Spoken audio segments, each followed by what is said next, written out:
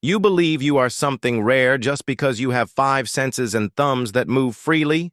Think again, I possess sensory tools you can't even name, said the Vraxian general, his voice echoing across the training chamber, his bright green scales flashing under synthetic lighting as he paced before the diverse line of cadets. Actually, sir, humans have more than five senses, replied Cadet Mitchell, holding his stance firm even with the alien inches from his face. We can detect heat-pain balance, internal timing, and the position of our bodies in space. Some researchers believe we have more than 20 unique senses. The strike came without a hint of warning. A hand with three thick fingers, powerful enough to crush metal, lashed out and hit Mitchell's left cheek. The sound cracked through the hall like a thunderclap. Every alien cadet stepped back in sync and every human winced, not because they pitied Mitchell, but because they knew what was coming next. "Oh no," whispered Cadet Novak. 2 spots away from the impact. He has no idea what he just did. The Vraxian general, known formally as General Zekar or Zeki, as the humans had jokingly started calling him less than a minute after meeting him, leaned in closer, his mandibles twitching. Smugly thinking he had just asserted control, his kind had entered the Galactic Cooperative only 14 months earlier. Despite their strength and advanced tech, they were still learning about cultural boundaries, one of which involved never laying a hand on a human without proper clearance. Mitchell didn't think his body reacted before his brain did. His right arm snapped up, grabbed the general's left antenna, and pulled it down hard, yet the rest of his body stayed frozen in parade stance, as if nothing unusual had occurred. Something you should understand about Vraxian antennae. They aren't decorations, they hold over half of the species, nerve endings and links straight to their main nervous system. Imagine someone yanking your spine, just to say hello, and that's about the level of pain involved. The general made a sound that not a single translator in the galaxy could interpret, but which clearly meant some version of "Dear Stars Above," and dropped to the floor. "Sir," said Mitchell, in a calm voice still gripping the antenna, "I must ask that you avoid making unapproved contact with human cadets. Our reaction time can be unpredictable." The other trainers, including a Tyrellian weapons expert, 2 Orion strategy officers, and a human lieutenant, stood frozen, their faces showing everything from silent horror to repressed laughter. The human officer tried and failed to keep a straight expression. "Let go of me," choked the general, all 6 of his eyes brimming with tears. "Certainly, sir," said Mitchell as he released the bent antenna, now drooping in a way it definitely should not. "I apologize, sincerely. It was an involuntary response, as I was explaining. Humans also possess proprioception, which is the ability to sense our limb position without looking especially useful during sudden contact. The training chamber stayed dead silent as the general wobbled back to his feet, his mandibles clicking rapidly, a sure sign among his people of either deep embarrassment or severe stress. The human lieutenant finally stepped forward. "General Zeki, perhaps we should resume this lesson after a short break. I believe the medical team would appreciate a chance to examine that antenna injury. Dr. Eliza Morris had witnessed plenty of unusual medical cases during her 5-year term as lead doctor at the Galactic Cooperative Academy. There was the incident when a Cedian cadet accidentally inhaled a storage chip, the unforgettable moment a prune technician got his tail stuck in a quantum engine, and no one ever forgot the exchange student from Earth who tried to prove you could eat certain types of phase-shifting Andromedan mushrooms. Spoiler alert. You absolutely cannot. But this was the first time she had to treat a case of reflex-triggered antenna damage. "This human must be expelled and punished," shouted General Zeki as he stormed into the med bay, one antenna swinging awkwardly over his head, while Lieutenant Hawkins followed behind, clearly struggling too. "Keep her face serious." "And what would the charge be?" asked Dr. Morris, already examining the injured antenna with her scanner, assaulting a commanding officer, disobeying orders, and failure to avoid reacting violently to unapproved contact from a superior. "Bark the general," said Hawkins calmly. If I may, with all due respect, you did strike him first. It was discipline, insisted the General. Dr. Morris exchanged a glance with Hawkins. General, did you actually read the training document for human cadets? The General's mandibles clicked with irritation. Of course I did. The entire thing? Asked Hawkins, including the last section about physical engagement rules for alien instructors. The clicking paused. One of the General's 6 eyes twitched, slightly. I skimmed the important parts. Page 42, paragraph 3 quoted Hawkins perfectly from memory. Due to natural defensive traits humans can respond to sudden threats faster than their minds can fully register the situation. These reactions are automatic and are not consciously controlled. In simpler terms, added Dr. Morris, while applying a healing gel to the injured antenna. You slapped him, and before he could even feel the pain, his body decided it was time to grab the nearest weak spot and make you regret everything you ever believed about military dominance. The General's green scales turned a shade paler. That is monstrous. That is survival corrected. Hawkins' humans come from a world full of deadly creatures where your species would barely count as a snack. Their bodies don't wait for permission from their minds when danger is near. Dr. Morris gave a knowing nod. You are actually lucky I have treated alien diplomats who made the mistake of patting a human on the back. Those poor folks ended up with shattered bones. At least your kind has a skeleton on the inside. The real issue is continued. Hawkins. This entire event will not go into any formal records because you were the one who initiated contact, and the cadet's action was a pure instinct, not an attack. The General said nothing for a long moment, then spoke with an awkward realization. So what you are telling me is that I should have asked first before striking the cadet. We are telling you that physical punishment is not a thing. Humans do. Said Hawkins firmly that practice ended in the 21st century, especially when there's a power gap like between instructor and student. Then how do you discipline them? Asked the General. With honest confusion, we use our words.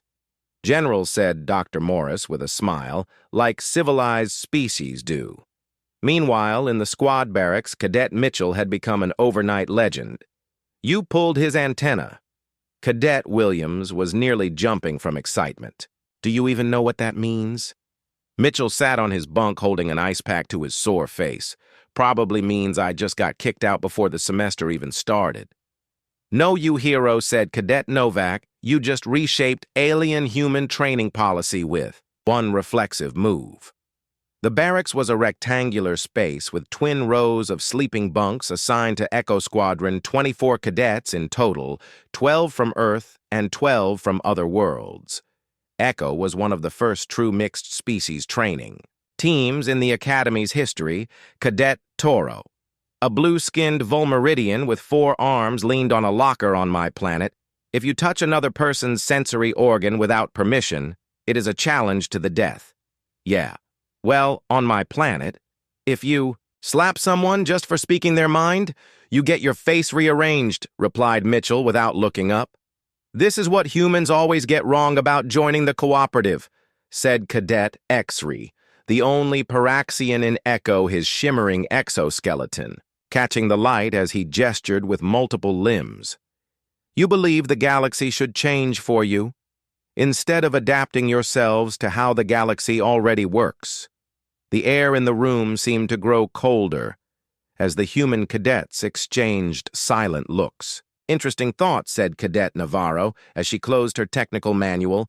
Tell me, Crix, how many planets in the cooperative includes planets with air pressure that would flatten your body like an empty food wrapper, said Navarro. That matters. Actually, about 14% of member worlds fall into that category. But you don't see Paraxians demanding we lower the pressure in every facility, because that would be absurd. Instead, you wear that cool, reinforced exosuit. That's not. The same thing, argued X-Rex, his mandibles twitching angrily. Physical adjustments are different from being asked to change your behavior. Mitchell removed the cold pack from his face. The swelling was now clear. Look, I didn't grab his antenna because I'm some stubborn human. I did it because I'm a mammal, shaped by evolution to grab whatever is near when something smacks me across the face and hold on until it stops. It's like asking a Florian to avoid releasing acid, when startled, added. William's sure with enough effort they can learn to hold it back. But you don't start by scaring them and then getting mad when your shoes start melting. The non-human cadets paused, some still skeptical others beginning to understand Zarl was. The first to nod, maybe the general should have done more research on humans before trying to correct one through force. Exactly, said Mitchell, just like I spent 3 months reading about all of you so I don't mess up and accidentally hurt someone or cause offense. Did you know I carry allergy pills all the time because if I sneeze near Cadet Lurk, it triggers a rash?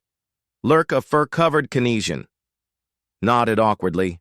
It's true he even switched to unscented soap, so I don't get overwhelmed by his smell. The tension slowly eased as the group began to get the point. This was what the academy was built for, learning how to exist together, no matter how different they all were. So said Novak. After a second, are we betting on whether the general shows up for training tomorrow, or assuming he'll quietly get reassigned to a job far from humans, maybe something in engineering? The betting pool had just begun forming when Lieutenant Hawkins walked into the room. Everyone jumped to attention.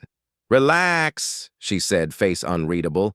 "Cadet Mitchell, the general, has asked to see you in his office." A collective groan echoed around the barracks. Now, said Hawkins, trying not to smirk. "Let's keep it professional. No one is getting executed, probably." "That's comforting, ma'am," said Mitchell, placing the ice pack down and getting up.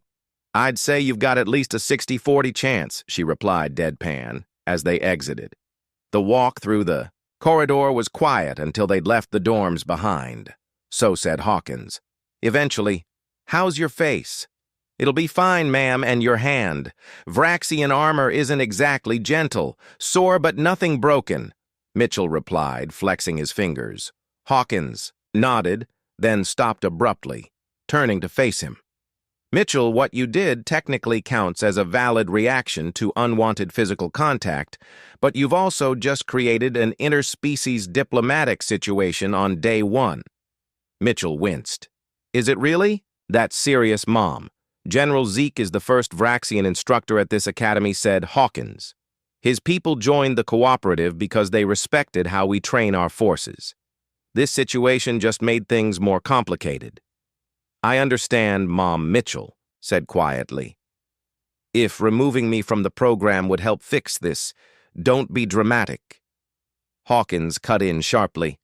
"No one's getting kicked out, but there will be consequences, just not the kind you expect."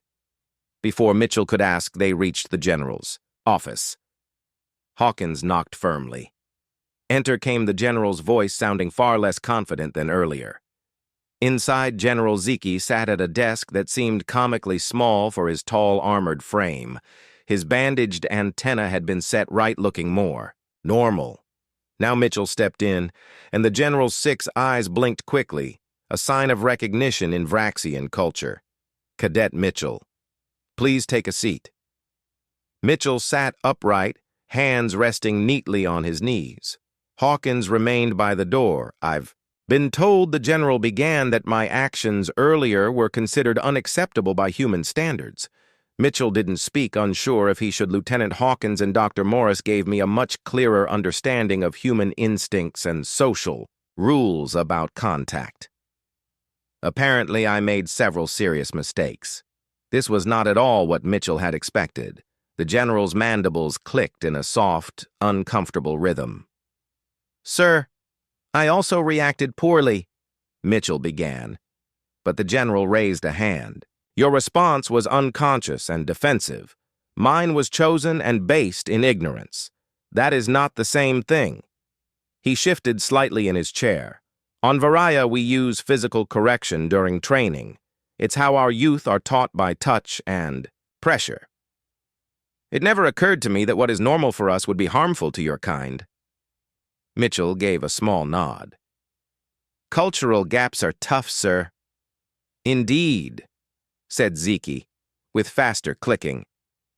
"I should have been better prepared for teaching cadets from Multiple species. This failure is on me. Hawkins stepped forward.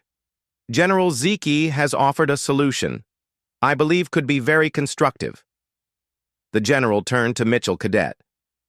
Mitchell, I'd like you to help me write a guide for the Academy staff about human biology and culture. Your example today proved how badly we need one. Mitchell blinked. Wait, you want my help, sir?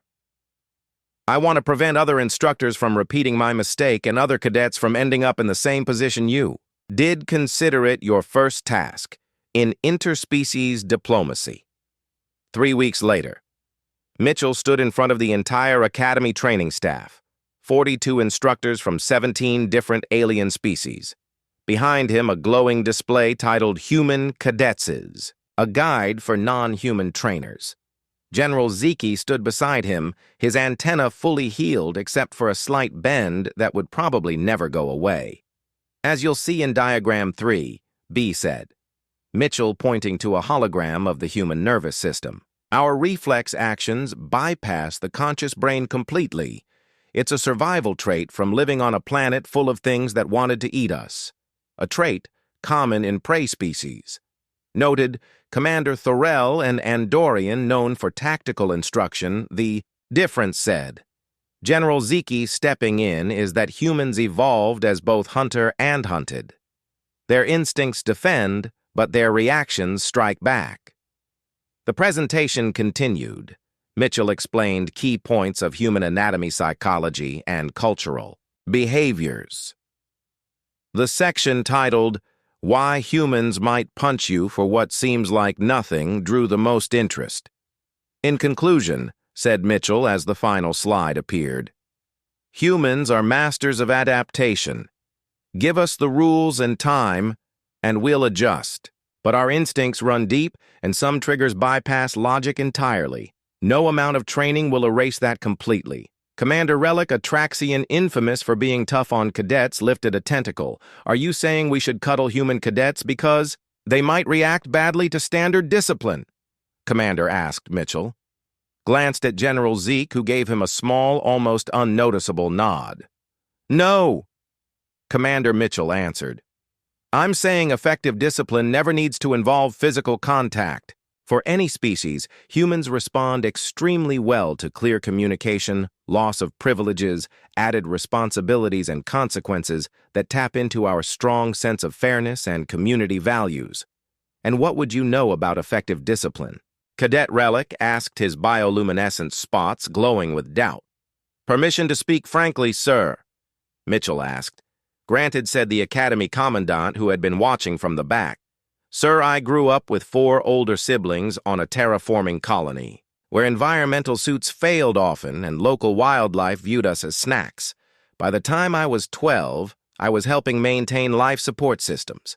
By 16, I had lived through 3 emergency evacuations and a pirate raid.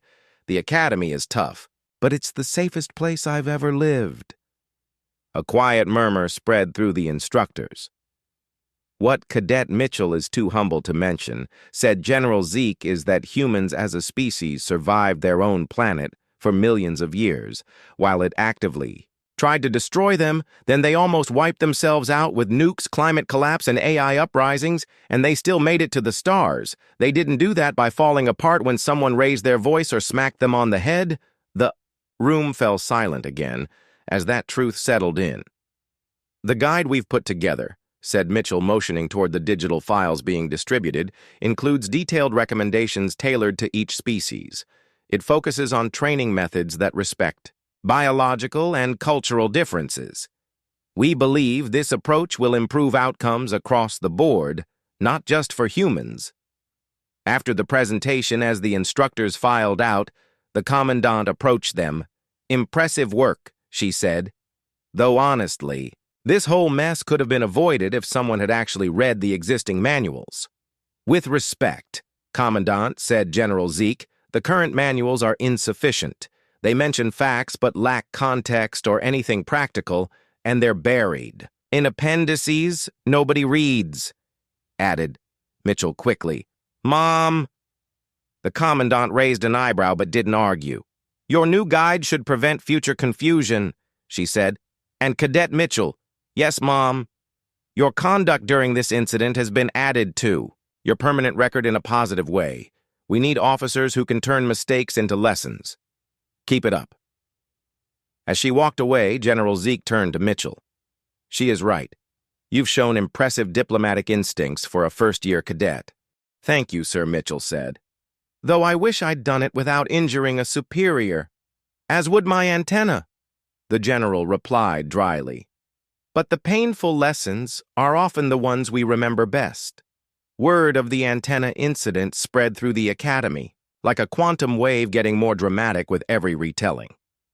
By the end of the semester, most cadets believed Mitchell had fought off 3 Vraxian generals while reciting the molecular structure of human adrenaline.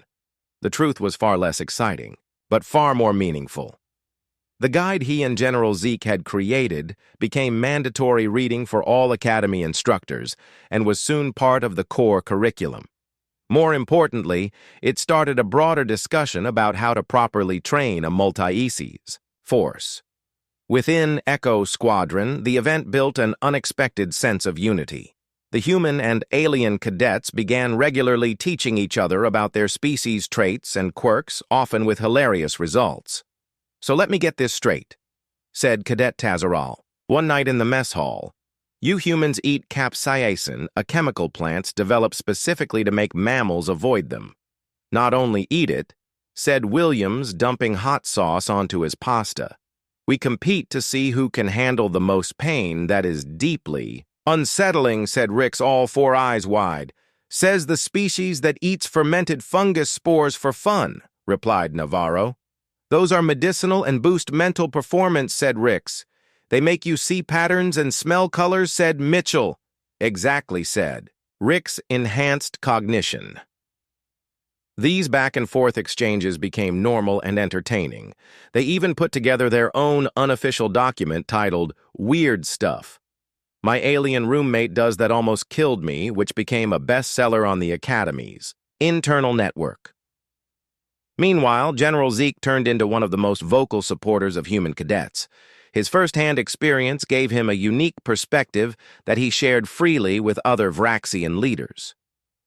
When the Vraxian High Command proposed adding physical discipline to their joint training programs, Zeke sent a short message: "I strongly advise against this, unless you're ready to lose both antennae, attached medical report."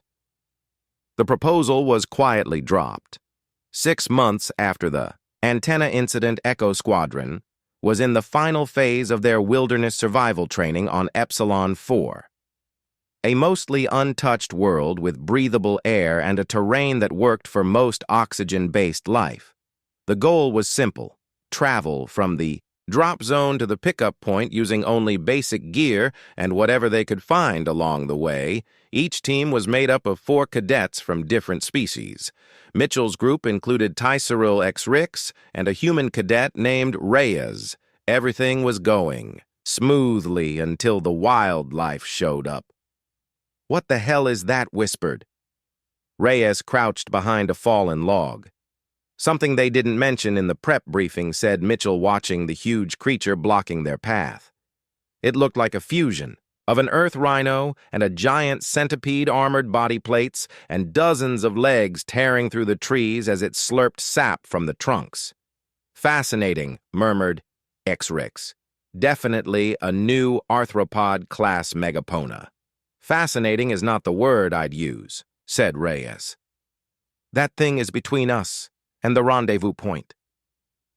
The extraction point was still far, and they were already running behind schedule. Toro checked the terrain map and frowned. "We could take a longer route, but it adds 4 hours minimum, and we'd miss the shuttle window." Mitchell shook his head. "Then we find a way through it." They studied the massive creature ahead, blocking their path. It was territorial, charging anything that wandered close. They watched in silence, noting its movements, looking for a weakness. Then Mitchell spoke up. "I have an idea, but it's going to sound insane." "Those are usually the best kind," said Reyes with a smirk. Mitchell explained his plan, and it was just as crazy as promised. But after tossing around the few alternatives they had, everyone agreed it was the only shot. The strategy relied on timing and trust. Zoriel, with her climbing skills, and 4 arms would take position high in the trees over their route. X-Rix, with his dense exoskeleton, would act as bait. Reyes would use her throwing skills to draw the creature's attention away, and Mitchell would do what humans always did best, risk it all and hope it worked. As everyone took their places, Mitchell felt strangely calm. This was exactly what humans were built for. Adapting to danger, reacting fast, and pushing through fear. The operation began. Reyes hurled a stream of rocks at a metal case they'd found earlier. The noise echoed loudly to the creature's right. The giant arthropod turned toward the sound. Then X-Rix darted left across its view, distracting it further. Confused, the creature charged X-Rix, who slipped between 2 huge rocks just wide enough for his body to squeeze through. Mitchell sprinted the moment. The path opened. But halfway across, the beast noticed him and spun around. Now it came down to Zoriel. She dropped from the canopy onto its back, clinging tightly to its armored shell. She wasn't trying to injure it, only to delay it just long enough. The creature thrashed and bucked, trying to shake her loose. Mitchell kept running, but then it rolled over, threatening to crush her under its weight. Without thinking, Mitchell turned back and ran toward it. "What are you doing?" shouted Reyes. He didn't respond. He had spotted a gap in its plating near its sensors. Grabbing a broken branch from the ground, he rushed in. Just as the creature reared up, Mitchell jabbed the branch into the opening. The result was immediate. The creature screamed a piercing sound and stumbled back, shaking its head violently. Zoriel took the chance to leap off, and Mitchell grabbed her arm, helping her to safety. "Are you insane?" she gasped once they were clear. "You ran toward it. You were about to be flattened," Mitchell replied, like it was obvious. "So your idea was to join me in getting flattened," she snapped. X-Rix and Reyes arrived. X-Rix's armor was smeared with dirt and dust. "That was either the boldest or dumbest thing I've ever seen," said Reyes, and I'm leaning toward dumb. "But it worked," Mitchell said, while checking Zoriel for injuries, "and now we're past it." "By terrifying a new unknown species," added X-Rix with a strange note of respect in his voice. "How did you know where to hit it?" "I didn't," Mitchell admitted. "Most creatures guard their senses, so I took a guess." "A guess that saved my life," Zoriel said quietly. "Thank you, Mitchell." They pushed on, reaching the extraction zone with just minutes to spare. As they climbed into the shuttle, the other teams were already there, and most looked worse off. Echo 3. "What happened to you?" barked Instructor Krell as they sat down. "Your biosigns spiked like crazy 15 minutes ago. We ran into some local wildlife, sir," said Mitchell. "Nothing we couldn't manage." Krell's many eyes narrowed. Define local wildlife. Mitchell described the encounter. The instructor's face changed from doubt to something close to fear. "You saw an Epsilon Titanibus, and all of you are alive and intact." "Yes, sir," Mitchell answered. "We asked it nicely to let us through. The shuttle lifted off. The exhausted cadet settled in for the return journey." Ray nudged Mitchell. "You know what this means, right? That we are getting extra homework." "No, you idiot. It means we just survived an encounter with a previously unknown apex predator, using nothing but sticks and rocks. Do you have any idea how that is going to sound in the academy?" "Records," Mitchell groaned. "Please do not tell me this is going to be another incident." "Oh, it absolutely." His iris chimed in, mandibles twitching in the Paraxian equivalent of a grin. The humans who stared down a Titanibus, led by the same human who grabbed a Vraxian general's antenna, added to Zoriel, "Your reputation is becoming colorful." Mitchell sighed deeply. "Great, just what I needed." General Zeke was reviewing the wilderness exercise reports when he came across Echo 3's encounter with the Titanobothus. By the time he finished reading, his normally stoic expression had given way to what his species would recognize as stunned disbelief. Lieutenant Hawkins. He called summoning his human colleague from the adjoining office. "Have you read Cadet Mitchell's team report?" Hawkins glanced at the file name on the general screen and fought back a smile. "Yes, sir. Quite the creative solution they developed. Creative. It was reckless, dangerous, and completely unauthorized. They should have reported the creature's presence and found an alternate route, which would have caused them to miss their extraction window." Hawkins pointed out the exercise parameters were clear reach extraction by the deadline or fail. The general's mandibles clicked rapidly. The parameters did not include engaging with apex predators. They did not engage, sir. They distracted and evaded using minimal force only when necessary to prevent injury to a teammate. Mitchell ran toward the creature to save Cadet Toro. "Yes." Hawkins' expression grew more serious. "That's what humans do. General, especially the ones drawn to military service when someone is in danger, their instinct is not to save themselves. It is to protect their team." The general was silent for a moment, antenna twitching thoughtfully even at great personal risk. Especially then, humans evolved as pack hunters and communal defenders. Our individual survival instincts are strong, but our group protection instincts can override them. General Zeke leaned back in his chair. "Considering this information, this is not in the guide we created. Some things are better demonstrated than explained, sir." The general nodded slowly. "Perhaps we should expand the guide to include psychological profiles as well as physiological responses. I think that is an excellent idea, sir." After Hawkins left, General Zeke sat for a long time contemplating what he had read. Finally, he added, "A note to Echo 3's file recommended for advanced tactical training demonstrates exceptional adaptive problem-solving and team cohesion under extreme pressure. Cadet Mitchell displays natural leadership qualities consistent with the highest traditions of the Galactic Cooperative Forces." Then he added a personal note that only he would see: "Remind self never underestimate human capacity for both self-sacrifice and improvised weapons. Evolution on a death world creates soldiers unlike any other." 1 year to the day after the antenna incident, Mitchell found himself back in General Zeke's office this time. However, he was not there to discuss a disciplinary issue. He was receiving an award. The Galactic Cooperative Academy had established a new honor: the Cross-Species Excellence in Adaptation Medal. Mitchell was the first recipient. "I still think this is unnecessary, sir," Mitchell said as General Zeke prepared to present the medal. "Your modesty is noted, Cadet, but the award is not merely for you," the general replied.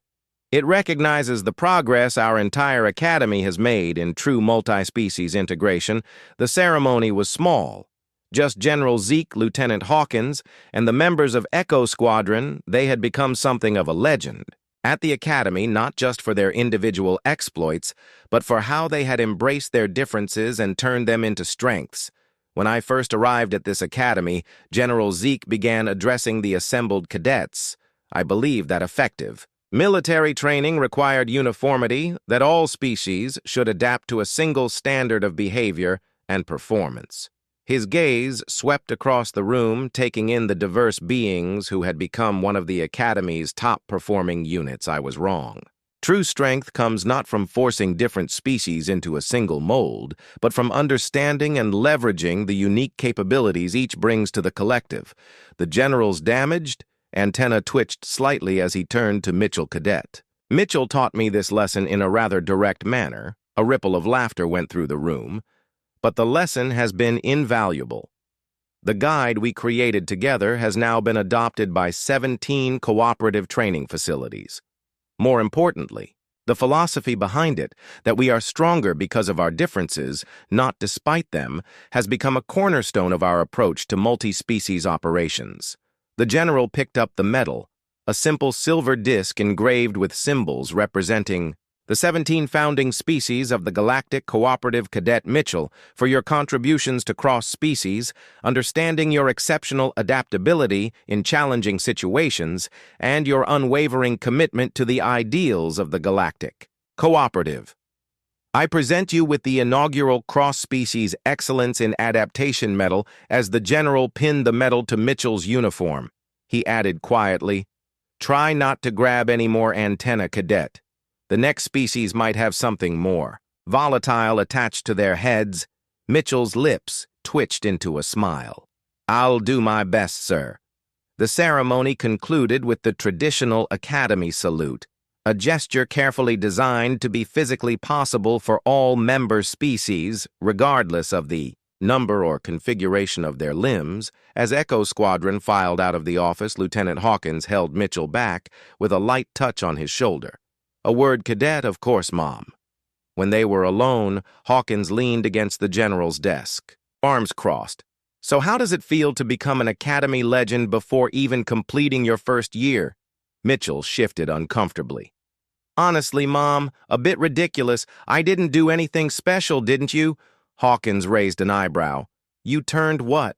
Could have been an interspecies diplomatic incident into a teaching opportunity. You've helped transform how we approach multi-species training, and according to your instructors, you have consistently scored in the top percentile in adaptability. Scenarios, with all due respect, Mom.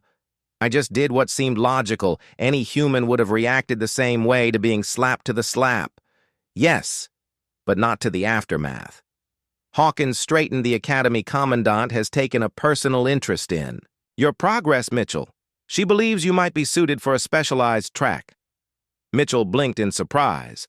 "What kind of specialized track?" "Diplomatic crisis response. It's a new program designed to train officers who can handle first contact scenarios. And interspecies conflicts, the kind of officers who can think on their feet when cultures clash and standard protocols fail."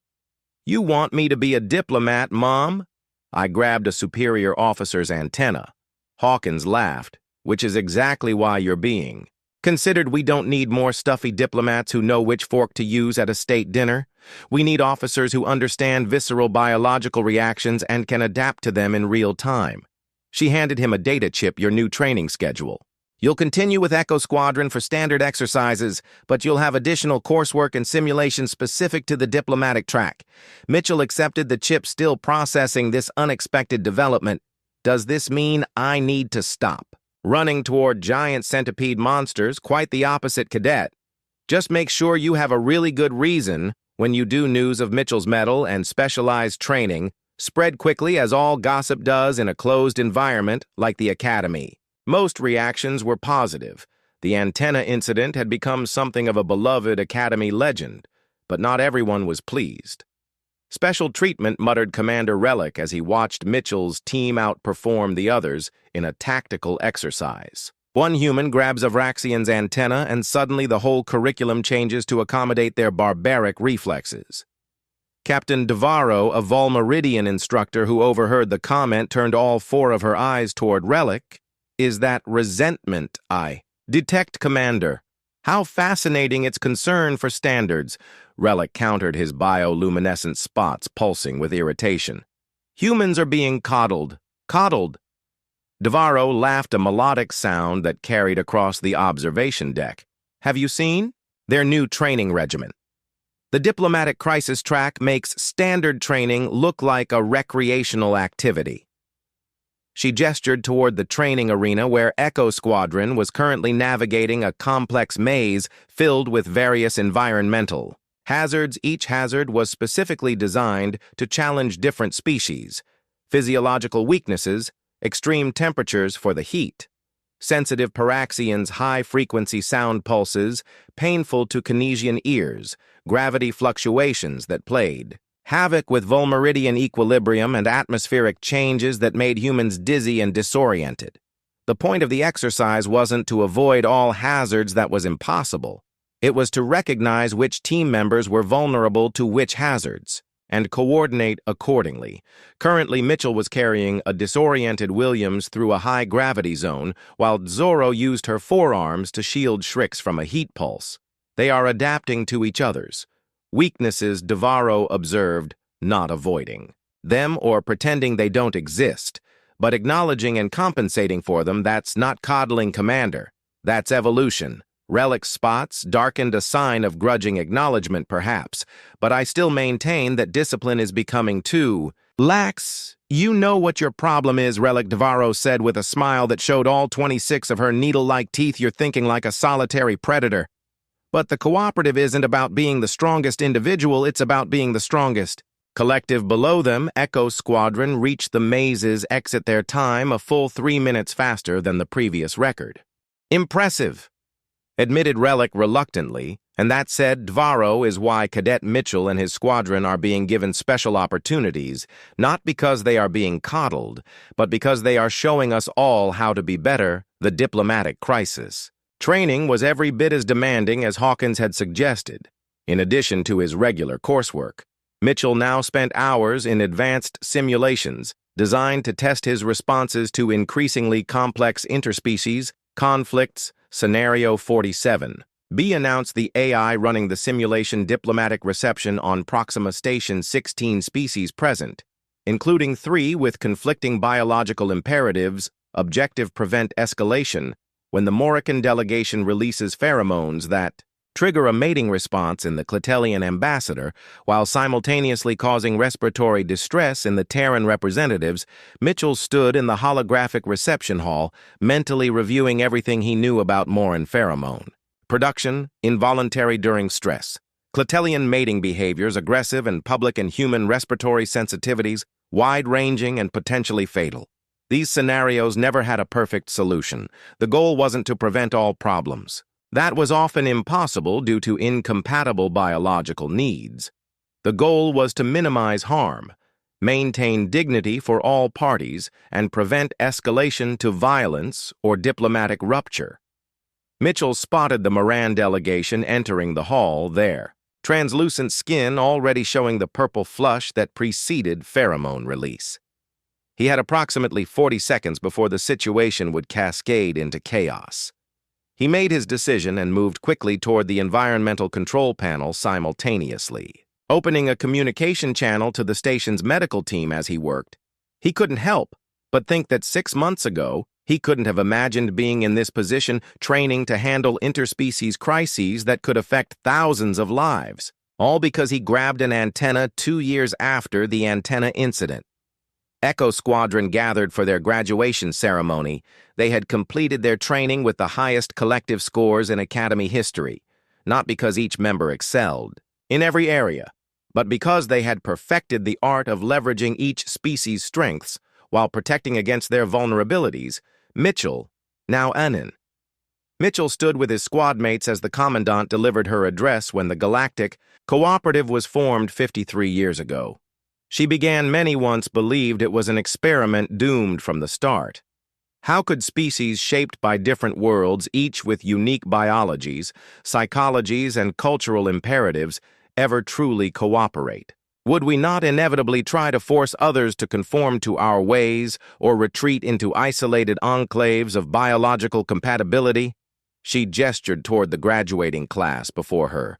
144 cadets from 23 species, you stand here today as living proof that such doubts were misplaced, not because you have erased your differences or ignored their existence, but because you have learned to understand them, respect them, and transform them into collective strength. Mitchell glanced at his squadmate Zoral with her forearms crossed formally. Crix, his exoskeleton polished to a mirror-like shine. For the occasion, Williams and Navarro standing tall in their human posture of attention, and all the others each holding the respectful stance appropriate to their species, they had begun as a disparate group assigned together by Academy algorithms. Now they graduated as a cohesive unit that moved with one mind, despite or perhaps because of their profound differences. Your first assignments have been tailored to your unique talents, the Commandant continued. Some of you will serve aboard exploration vessels, others at diplomatic outposts or research stations. Some will remain here at the Academy to train the next generation. But wherever you go, you carry with you the core lesson of our cooperative, that diversity is not an obstacle to overcome, but our greatest resource and strength. As Mitchell accepted his assignment, junior diplomatic officer aboard the GCS Horizon. A first contact vessel, General Zeke, approached him. The general's damaged antenna still bore its characteristic kink, a feature he no longer tried to hide. It had become a distinctive mark, recognized throughout the academy. "Annan Mitchell," the general said formally, offering the traditional Vraxian gesture of respect, a complex motion involving all 6 limbs indicating mutual acknowledgement. "I understand the Horizon will receive its first Vraxian officer. This deployment?" "Yes, sir, Lieutenant. Crayatic will serve as tactical officer." The general's mandibles clicked in amusement. A word of advice: when working with Crayatic, he's studied human reflexes closely and is especially protective of his antenna. "I may have shared your file with him," Mitchell groaned. "So my reputation precedes me indeed, but so does your record of exceptional service and adaptability. The antenna incident is now part of the basic training for all Vraxian officers who will work with humans. I'm honored you should, be it has saved countless antennae," the general said dryly, then more seriously. "The Horizon's mission is vital. First contact with newly discovered spacefaring species is where the cooperative either flourishes or fails. Your experience with cross-species adaptation will be invaluable." "I'll do my best, sir." "I have no doubt," the general replied. "And Annan?" "Yes, sir. If you encounter any species with particularly sensitive sensory appendages, try diplomatic channels before grabbing them." Mitchell couldn't help but laugh ill. "Make that my first priority, sir." As they exchanged final salutes, Mitchell reflected on how far they had all come since that fateful day in the training hall. What had started as a misunderstanding born of ignorance had sparked a transformation in how the Academy approached multispecies. Training the guide he and General Zeke had created was now required reading for all cooperative personnel. Its principles influenced everything from ship design to diplomatic protocol. Most importantly, it had taught Mitchell, and through him many others, that true strength doesn't come from ignoring differences or forcing conformity. It comes from understanding those differences, respecting them, and finding ways to turn them into advantages for all. As Echo Squadron departed for their varied assignments scattered across the galaxy, forever bonded by shared experience, Mitchell knew the lesson of the antenna would remain with him throughout his career, not just as a cautionary tale about human reflexes, but as a reminder that even the most painful misunderstandings can become the foundation of greater understanding after all. In a galaxy of incredible diversity, sometimes the most vital adaptation is simply learning how not to grab each other's antennae, both literally and metaphorically. The end.